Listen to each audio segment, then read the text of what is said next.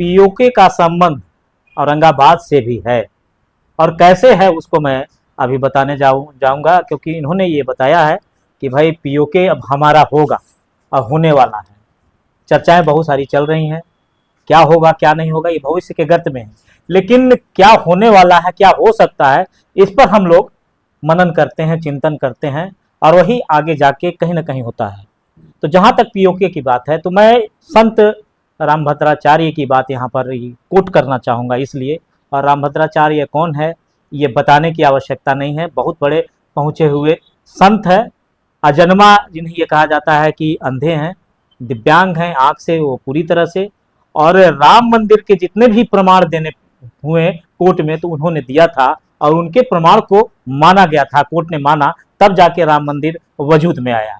तो यहाँ भी पिछले वर्ष रामभद्राचार्य यज्ञ में आए हुए थे, देव में एक यज्ञ चल रही थी, तो उन्होंने यज्ञ के दौरान जब उनका प्रवचन शुरू हुआ था तो उन्होंने कहा था कि मैं अब इस धरती पर यानी कि औरंगाबाद में दोबारा यज्ञ अपने पैसे से आकर करूंगा, यानी कि किसी भी तरह का कोई राशि नहीं लूंगा, और यहाँ पर यज्ञ के समय प्रवचन करने आऊंगा, तब आऊंगा जब पीओके पर भारत कब्जा कर ले। तो यानी कि रामभद्राचार्य के दिमाग में ये बात चल रहा था कि शायद पीओके हमारा होगा, और उन्होंने नरेंद्र मोदी से अपील भी उस वक्त की थी कि पीओके जब पर हमारा कब्जा हो जाएगा तो 9 दिनों तक का, संजीव जी उन्होंने बोला था कि 9 दिन लगातार उनके द्वारा प्रवचन किया जाएगा। और अभी जो परिस्थितियां बन रही है उस परिस्थितियों से ये लग भी रहा है।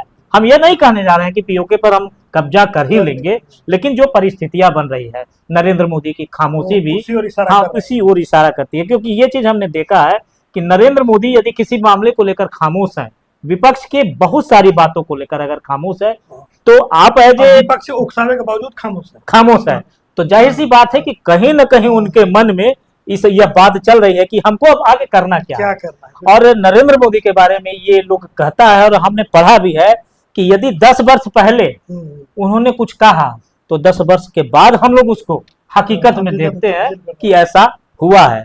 तो नरेंद्र मोदी के खामोशी के बारे में और पीओके के संबंध में जो रामभद्राचार्य जी ने कहा है, उस पर थोड़ा सा आप अपनी भी प्रतिक्रिया रख दीजिए। देखिए, ऐसा है कि बहुत प्रासंगिक बात कही प्रियदर्शी भाई ने। मोदी जी आडवाणी जी के शिष्य हैं, और कहा जाता था संघ के दायरे में, संघ के सर्कल में आडवाणी जी के बारे में कि आडवाणी जी ऐसे आदमी हैं जो कि अपने लक्ष्यों और उद्देश्यों को लेकर बिल्कुल स्पष्ट रहते हैं। जैसा कि राम मंदिर आंदोलन उनको भूमिका जैसी नजर आई, तो उन्हीं के शिष्य हैं मोदी। तो मोदी लेकिन एक बात यहाँ काटना चाहूंगा, लेकिन मोदी पर यह भी आरोप लगा है कि उन्होंने लाल कृष्ण आडवाणी को साइड कर दिया। दूसरा विषय दूसरा हो गया, हम बता रहे हैं उस पर भी। ये तो राजनीतिक महत्वाकांक्षा तो अपने पराये विभेद करना नहीं सिखाती है, वो सबको एक चश्मे से देखती है। लेकिन इतना है कि उनके शिष्य के रूप में उनको राजनीति में जाना। बिल्कुल। और हाँ, वही कहिए गुरु गुड़ रह गया और चेला चीनी हो गया, ये भी कह सकते हैं। लेकिन मोदी भी उसी तरह से अपने लक्ष्यों और उद्देश्यों को लेकर स्पष्ट हैं, और बिल्कुल आपने सही कहा कि विपक्ष के तमाम उकसावे भरे क्रियाकलापों, वक्तव्यों के बावजूद अगर वो खामोश हैं, तो ये खामोशी किसी बहुत बड़े तूफान का द्योतक है।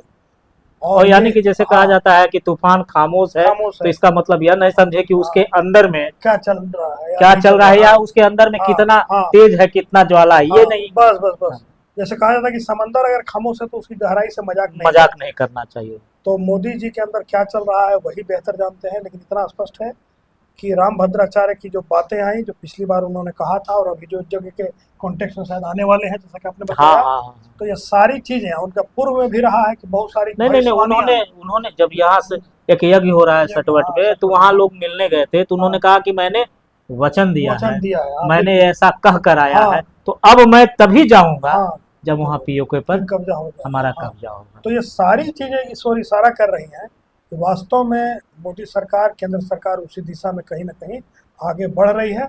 और वैसे भी ये हमारे संसद का एक मत ये प्रस्ताव पास है कि पीओके हमारा है, हमको उस पर कब्जा करना है, और हमारी संसद और भारत सरकार और जनता दृढ़ संकल्पित है इसके लिए। तो बस उसी को ये फुलफिल करने की दिशा में शायद आगे बढ़ रहे होंगे। तो यानी कि आने वाले दिनों में अब हम जो अपने मानचित्र को दिखा रहे हैं। बदला हुआ हालांकि हाँ, मानचित्र तो वो तो आज वही है, हाँ वो तो वही रहता पीओके है। ही हमारे हाँ, वो मानचित्र तो में है, हमारे ही में आती है। लेकिन जो कटा हुआ हाँ, भाग व्यवहार में जो कटा हुआ व्यवहार है, में जो कटा हाँ, हुआ है धरातल पर वो अब हमारे साथ धरातल पर जुड़ दिखने जाएगा, लगेगा। हाँ जुड़ जाएगा।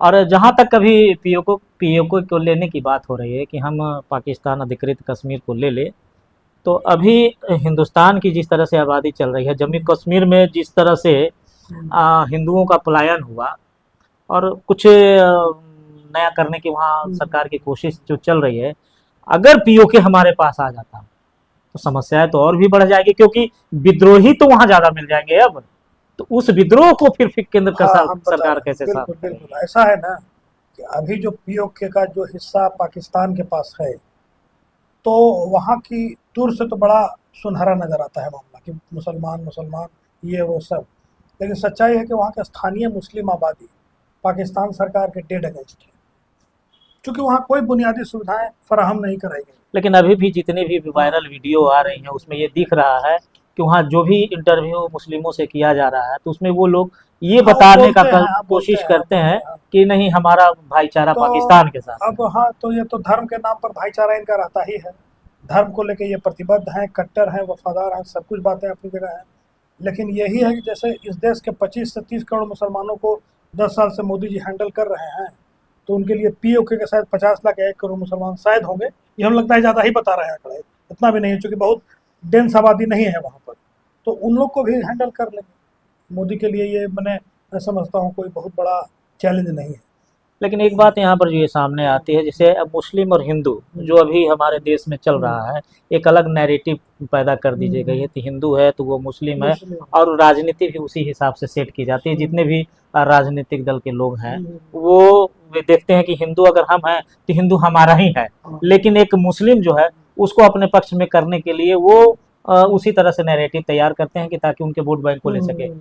हमारा सवाल ये है कि जहां हम हिंदू और मुस्लिम करते हैं और टेररिस्ट जो आतंकी हमले हो रहे हैं, तो कहीं ना कहीं वहाँ मुस्लिम बदनाम हो रहा है। तो हमारा जहाँ तक जानना है, जहाँ तक मानना है कि भारत में सारे मुस्लिम उस तरह के नहीं हैं, तो वैसे में मुस्लिम कौम भी बदनाम हो रही है। इसको आप किस नज़र से देखते हैं? देखिए, अगर कुछ लोग ऐसा कर रहे हैं, ठीक है, कुछ लोग तो कर ही रहे हैं नो डाउट, और बाकी लोगों के बारे में क्लीन चिट दे देना कि वो बड़े निर्दोष हैं, खामोश हैं, वो इनएक्टिव हैं, वो इस काम में मुलवस नहीं है, मतलब शामिल नहीं है, ठीक है, नहीं शामिल होंगे, लेकिन उनकी खामोशी भी बहुत कुछ कहती है। आप कुछ गलत कर रहे हैं, हम आपके मित्र हैं, हम आपके हितचिंतक हैं और हम आपको रोक नहीं रहे हैं, हम भी उतने ही बड़े गुनहगार हैं जितने आप गुनहगार हैं।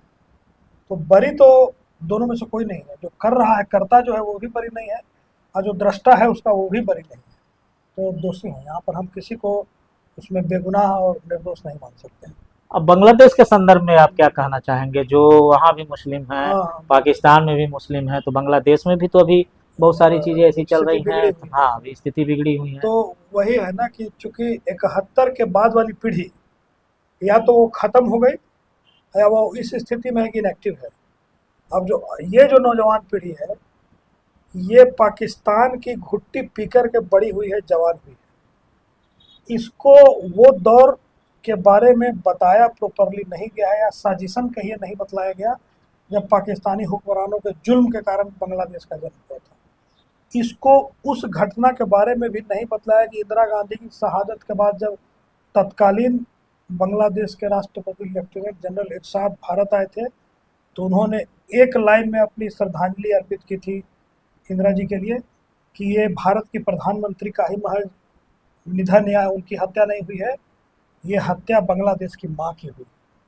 इंदिरा जी बांग्लादेश की माँ थी, उन्होंने जन्म दिया था। सही बात है, आज भी इस बात को लोग चर्चा में ला रहे हैं कि कलेजा अगर होना चाहिए तो इंदिरा गांधी की तरह होना चाहिए, क्योंकि एक झटके में उन्होंने पाकिस्तान से बांग्लादेश को अलग वो तो कर दिया। लेकिन वो कृतघ्न कौम, बांग्लादेश की कृतघ्न कौम हम कहेंगे, वो भारत का वफादार नहीं बन सका, और वो फिर वो वही बात वही घूम फिर के आ जाती है कि धर्म के पाले में फिर बैठ गया। तो इनके लिए तो अल्टीमेटली वही है, वफादारी इनकी मजहब को लेकर के है। आप इनके लिए अब नरेंद्र मोदी जी की सरकार के द्वारा आयुष्मान भारत योजना हो, जो भवन निर्माण योजना हो, तमाम जो भी योजनाएं, मुद्रा योजना हो, जो भी योजनाएं हैं, सबों का निर्बाध रूप से बिना भेदभाव के सबों को लाभ मिल रहा है, इंक्लूडिंग हिंदू, मुस्लिम, सिख, ईसाई, कोई। अनाज में। लेकिन इन्होंने इस चीज़ का कभी भी गुणगान नहीं किया, इस चीज़ का कभी नाम नहीं लिया। तो मेरी राय है कि मोदी जी इनके आपाद मस्तक इनको सोना से भी मढ़ देंगे, फिर भी ये नाम लेने वाले नहीं। तो आखिर चीड़ किस बात की है? अधिकांशतः मुस्लिमों को धार्मिक पूर्वाग्रह कि ये हिंदुओं के नेता है, अब आपने ये मन में बैठा लिया, बस दिक्कत यही है, और कोई दिक्कत नहीं है।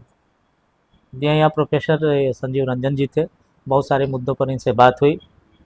अगले फिर किसी एपिसोड में, अगले किसी फिर इंटरव्यू में नई नई बातों को लेकर हम लोग आपके सामने आते रहेंगे। फोर्थ व्यूज, चौथा विचार, बाकी फिर